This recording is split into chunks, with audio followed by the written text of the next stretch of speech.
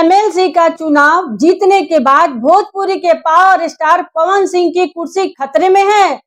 क्या राजनीति के मैदान में कदम रखते ही पवन सिंह के खिलाफ कोई बहुत बड़ी अंदरूनी साजिश रची जाने लगी है?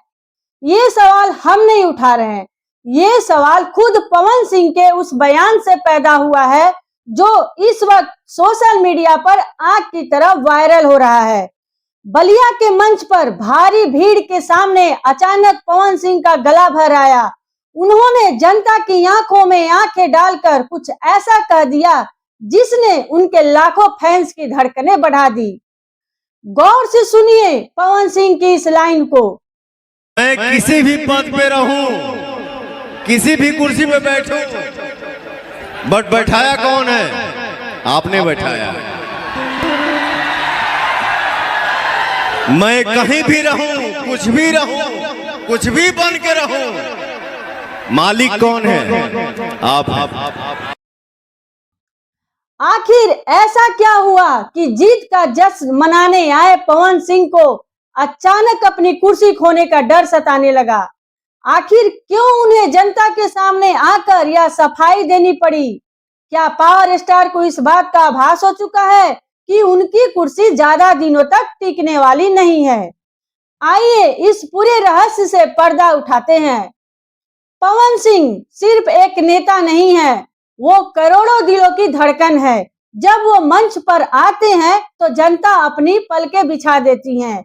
बलिया की धरती पर भी ऐसा ही नजारा था। हजारों फैंस अपने पावर स्टार की एक झलक पाने के लिए बेताब थे।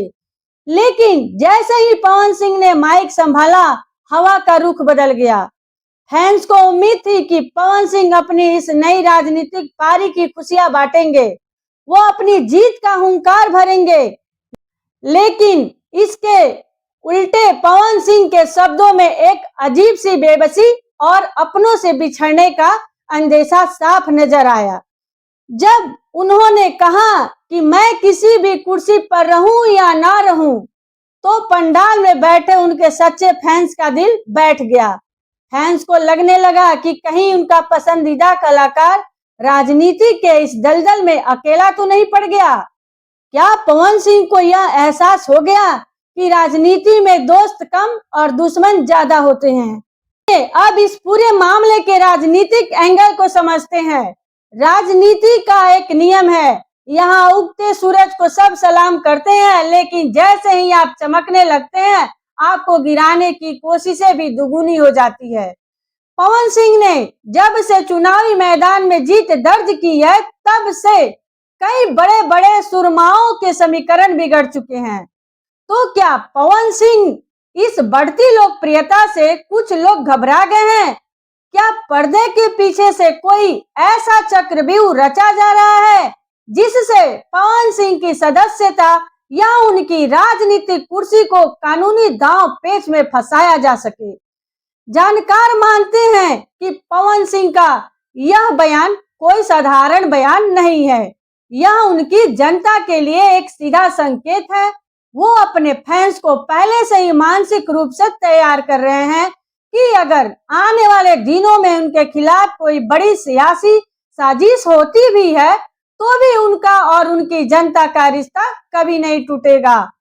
पवन सिंह यह बखूबी जानते हैं कि कुर्सी आज है कल नहीं रहेगी, लेकिन जो प्यार उन्हें जनता से मिला है उसे कोई राजनीतिक दल या कोई साजिश करता उनसे नहीं छीन सकता।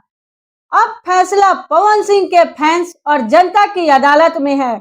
क्या आपको भी लगता है कि पवन सिंह के खिलाफ कोई राजनीतिक साजिश हो रही है? क्या वाकई उनकी कुर्सी को कोई खतरा है? आप इस पूरे विवाद पर क्या सोचते हैं, हमें नीचे कमेंट बॉक्स में जरूर बताएं।